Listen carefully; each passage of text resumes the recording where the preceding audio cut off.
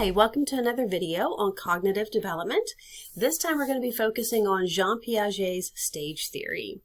So we've covered a few stage theories in this class. This will be the last one.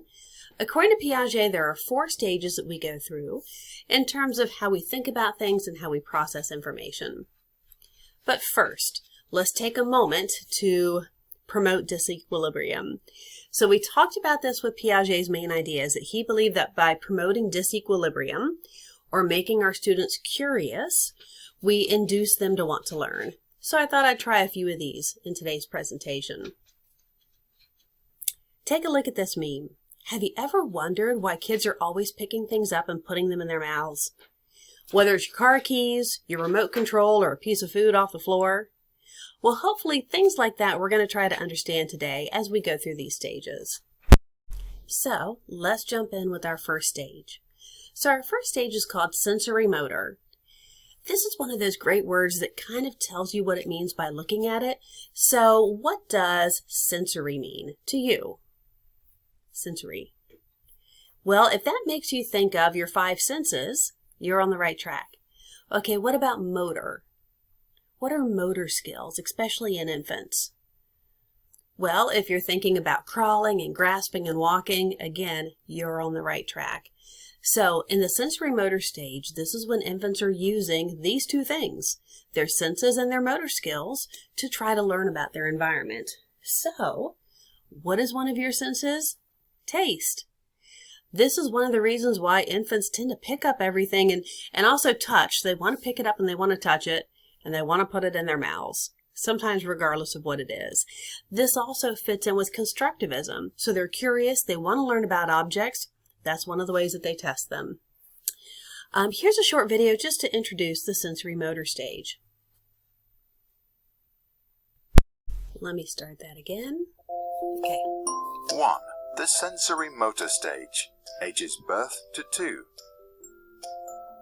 In the sensory motor stage, we develop through experiences and movement our 5 senses.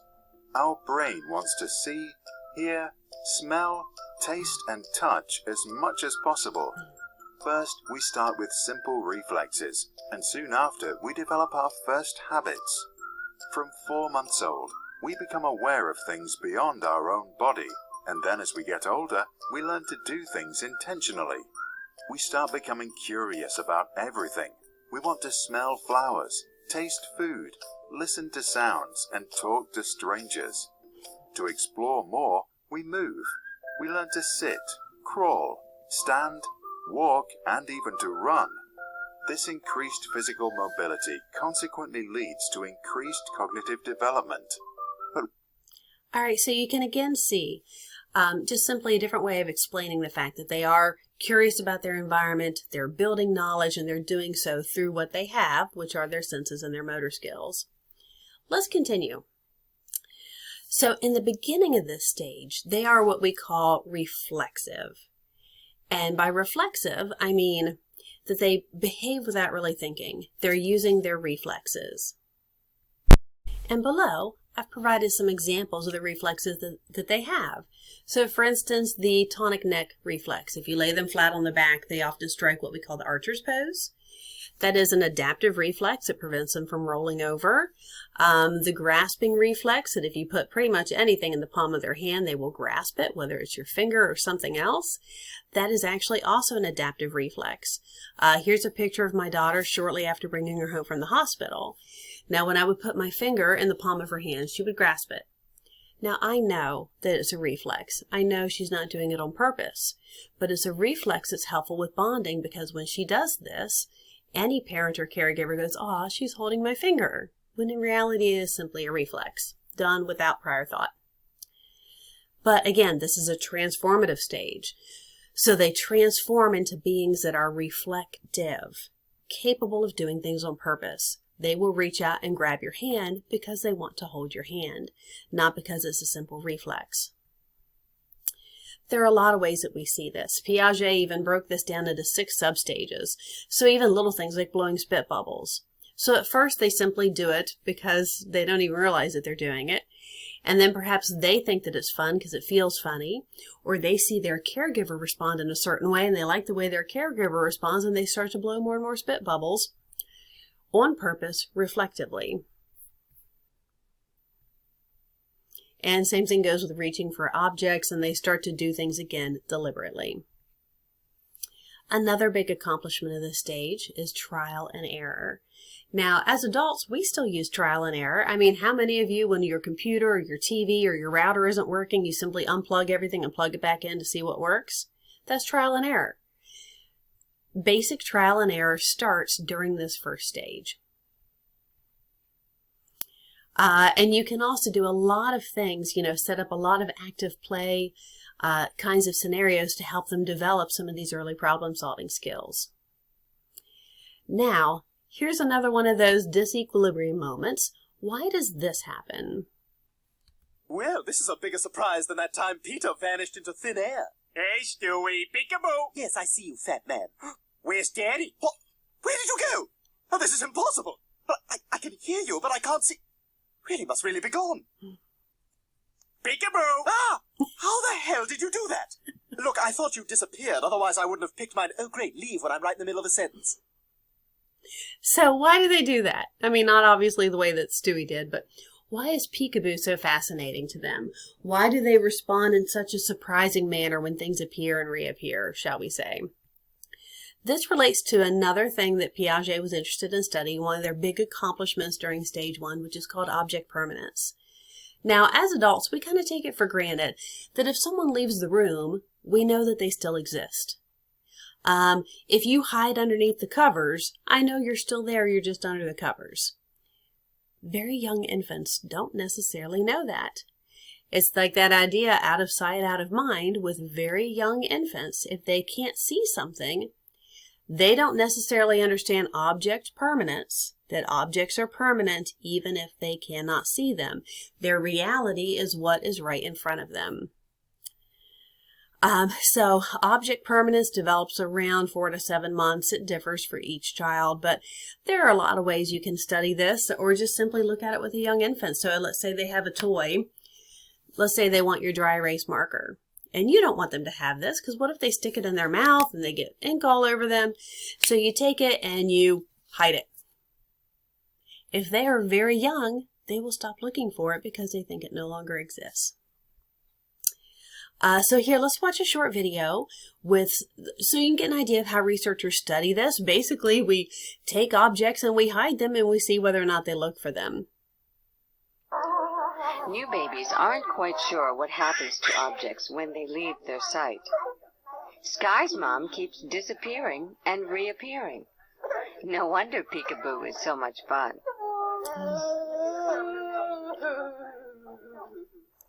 During their first year, however, infants will learn an important concept: object permanence. Everything has a life of its own, even if it is out of sight. At Maya's age, babies know to look for the object, but they might not have everything else straight. 10-month-old Simon is about to make a classic mistake, known as the A not B error. Although he watched us place the toy plane under the white cloth, he'll look for it where he last found it, not where he watched us hide it.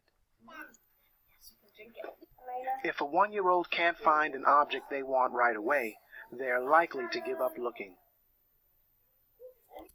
Now, there are a lot of researchers who spend their entire career hiding things from babies to see whether or not they'll look for them. And there have been more and more advances in trying to study this and taking this age back younger and younger as to when it starts. But still, another big accomplishment, symbolic thought.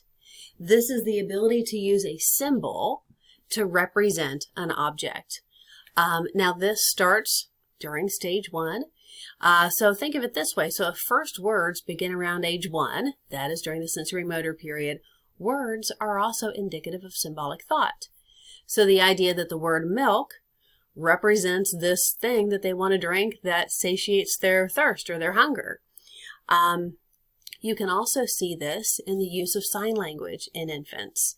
You can teach them from a very young age hand signals. We'll cover language development in this class eventually, and you'll see that children are able to use their hands to make a sign, like for instance more, before they can use their tongue and their mouth to form and actually say the word more. All of this, again, indicative of symbolic thought, that this means something, that milk means something. All right, so that is it for the sensory motor stage. Now, as I've mentioned, Piaget did go into great detail with this stage. We could actually spend days and days on it, but this is not in the school age years, so we do need to move on. We're going to be focusing more on stages 2, 3, and 4. So, obviously next is stage 2. Let's take a look at pre-operational stage. So pre-operational, around the age of 2 to around the age of 7. So these are your preschoolers, these are your kindergarten and first graders, okay? Now, if you break down the word pre-operational, we know that pre means before. In Piagetian language, operational means logical thought. So if you just break this word apart, pre-operational means before logical thought. They're not capable of thinking logically. This is why we tend to have a lot of difficulty sometimes understanding preschoolers. So this is a picture I actually took out the front of my car window. My daughter and I were driving down the road. She was maybe about 5. And I just asked a simple question. So, are we driving faster than the train? And her response was, no, because the train is longer. And I thought, what? But that is indicative of the fact that they think differently than we do. Logical thought says 2 items are traveling, one is going faster than the other. Children in the pre-operational phase are more affected by appearances. And so to her, the train looks longer, so it's already all the way down the road, so it's already beaten us. So again, very different way of thinking. This also goes back to what we studied in Chapter 2, the idea that stages are indicative of qualitative shifts. And here you see that preschoolers think qualitatively differently than we do. Here's a short video to recap Stage 2 before we jump into the details. Or perhaps instead of recap, I should say, introduce. 2. The pre-operational stage, ages 2 to 7. As we are not able to apply specific cognitive operations, Piaget calls this stage pre-operational. We learn to speak and understand that words, images, and gestures are symbols for something else. When we draw our family, we are not concerned about drawing each person to scale, but rather with their symbolic meanings. We love to play pretend, which allows us to experience something new and learn a lot. At around age 4, most of us become very curious and ask many questions. We want to know everything. We can call it the birth of primitive reasoning. Piaget calls it the intuitive age, because while we realize that we have a vast amount of knowledge, we have no idea how we acquired it. Our thinking in this stage is still pretty egocentric. We think others see the world like we do, and still don't understand that they see it differently. All right, so let's delve into this one. Personally, I think the pre-operational stage is the most fascinating because it is one that is, again, so different from how we think as adults. We're going to start with their accomplishments, and then we're going to go into their cognitive limitations. In terms of accomplishments, language is obviously key here in terms of one of the big advancements. They are not only capable of talking, but actually holding conversations with their caregivers.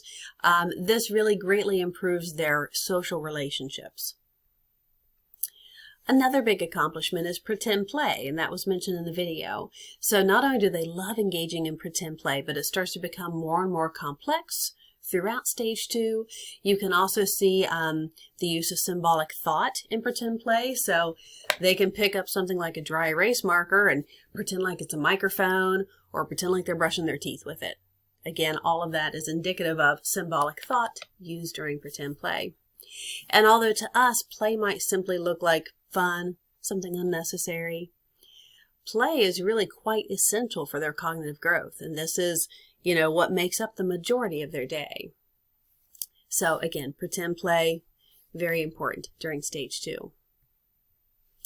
So here's another thought for you in terms of a disequilibrium moment. Why does this happen? Have you ever played hide and seek with a preschooler? It's unusual.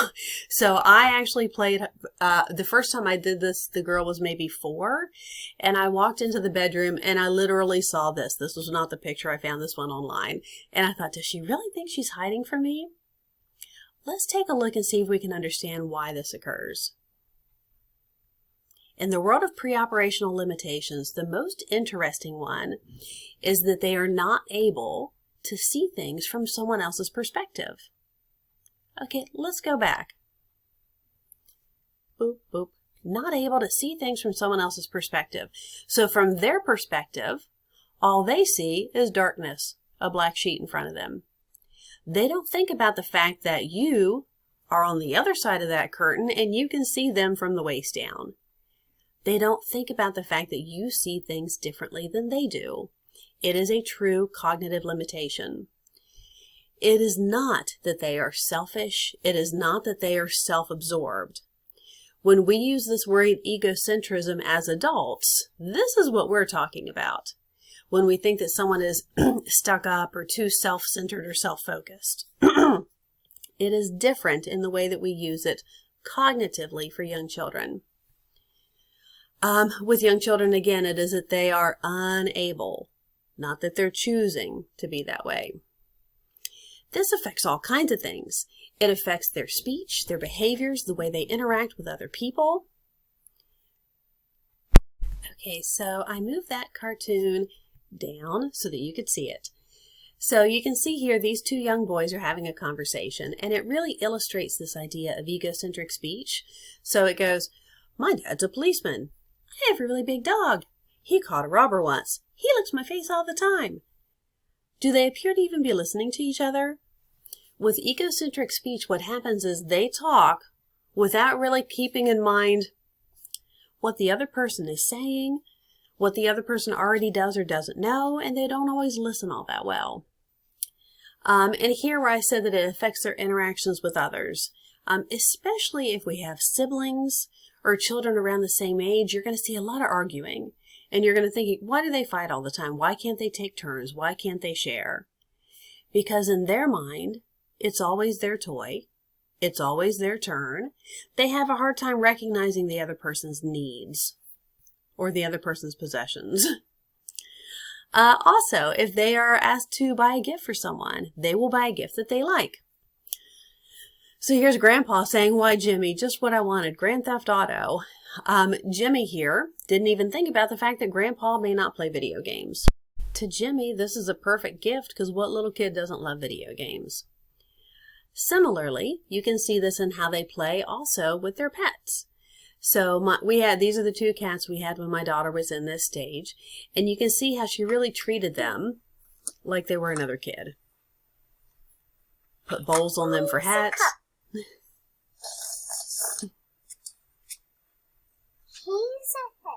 I don't think she wants a hat, honey. It's a cup. Yeah? It's a cup.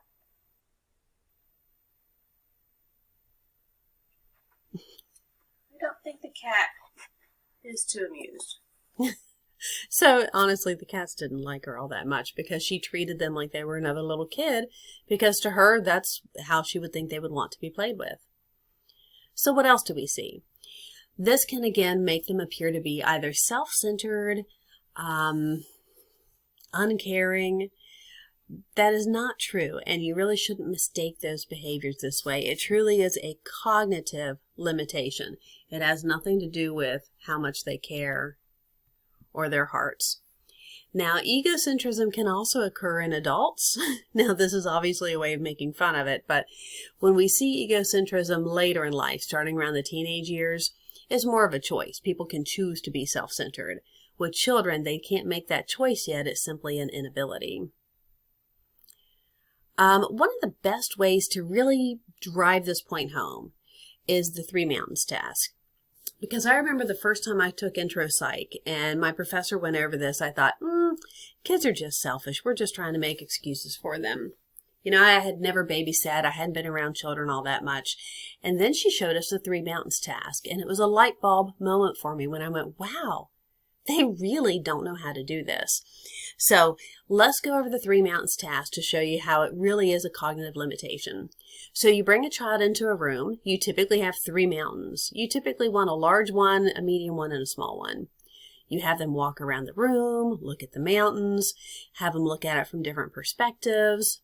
Then you have them sit down and you ask them, how do the mountains look from where you're sitting right now? Well, that's an easy question. The big one's in front, then the medium one, then the small one, right? The difficult question is when you say, okay, well, how do the mountains look from where the doll is sitting? Now, it could be a doll, it could be an adult, it could be anything. That is what they cannot do. And they will give the exact same answer. The big one's over here, the medium one's over here. They don't even recognize that if you're sitting over here, the small one's up front. Here is a short video to show you this 3 mountains task. In this mountains game, you really get a sense that children aren't just little adults. They often see the world in surprising ways. Here, the adult and child sit at opposite sides of the table. They can see one side of the mountain scene in front of them. Once they've had a chance to look at the mountain, the adult asks the child to point to which of the 4 mountain scenes that the adult can see. This requires children to think about the mountain scene from another person's perspective.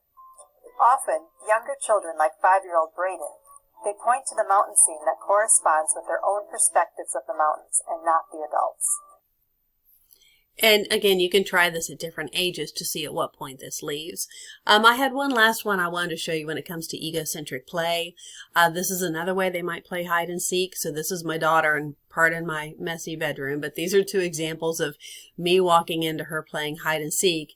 And here she's just giggling like crazy because she thinks what a good hider she is, while her feet and her head are still sticking out. And here, obviously, I'm not going to see that. So another big pre-operational limitation is the inability to understand something we call conservation. Now, conservation is about the understanding of properties of objects. And it's one of those things that, again, we kind of take for granted as adults because it makes sense to us. That a superficial change doesn't really change the properties of an object. So if I have a big fat container of water and I pour it into a tall skinny container of water, did the amount of water change? No, it's still the same amount of water. It's just in a different shape. Rather being horizontal, it's now vertical. Children in stage 2 would respond differently. And they might say, oh, well, this one definitely has more in it now. Look how tall it is. So they don't understand, again, that little tiny changes in objects don't really change its amount, its quantity, its length. Here are some examples. So that one was volume. You could do it with numbers. You could scoot the checkers apart and say, now, are they the equal amount? And they'll say, oh, the top one has more. Look how wide that is. You can do this with Play-Doh and so on. We're going to see a few examples. Conservation, another of Piaget's milestones, marks the end of the pre-operational stage. By conservation, Piaget did not mean the preservation of trees, or forests, or wildlife, or nature. By conservation, Piaget meant things that do not change, amounts that do not change. Okay, we're going to as in the classical experiment with the beakers called the conservation of amount. Ashley, do you think they're the same amount of blue water in this class, in that class? Mm-hmm. Yeah? Okay, so it's the same in both. Now, what I'm going to do is I'm going to take the water in this glass and I'm going to pour it into this one like this.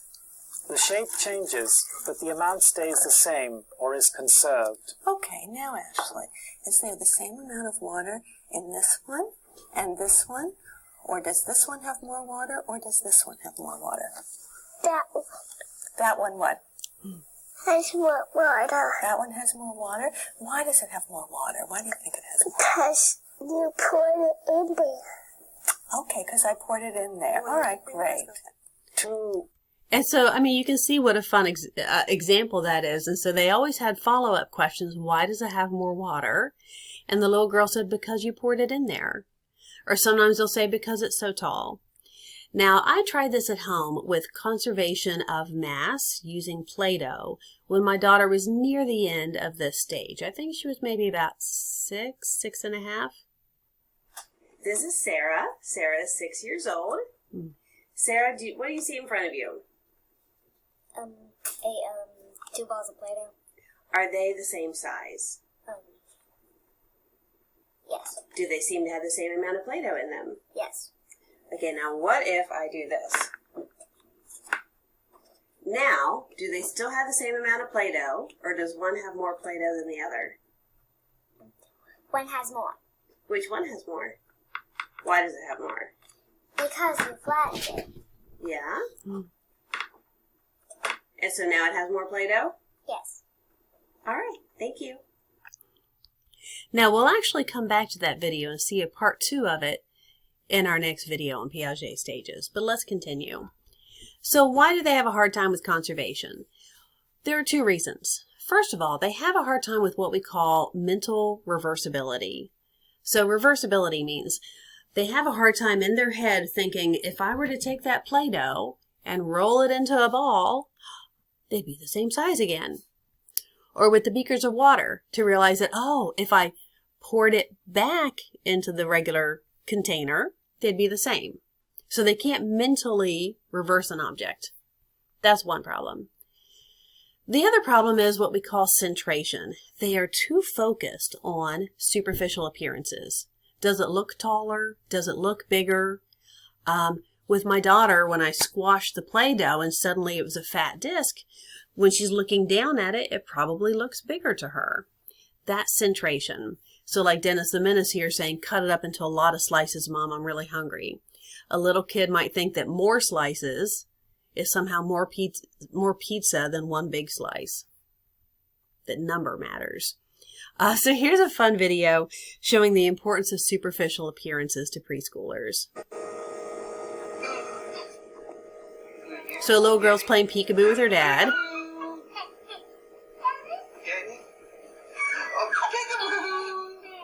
I'll be right back, okay? Right back.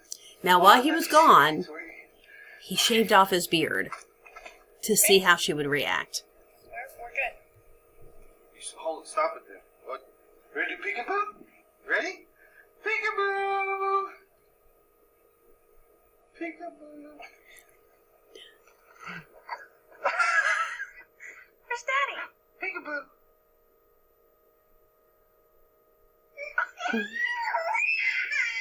Aww. And when it comes to physical appearances, children really do connect our physical appearance with our identity. I had a girlfriend who did something similar while her children were in school. She had very long blonde hair.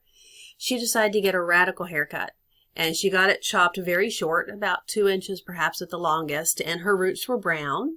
So now suddenly she had super short brown hair. When she picked up her kids from school, her daughter cried. And when she got home, her daughter asked her if this meant that she was a boy now. So you can see how physical appearances to children really mean a lot. So physical appearances when it comes to objects mean a lot too.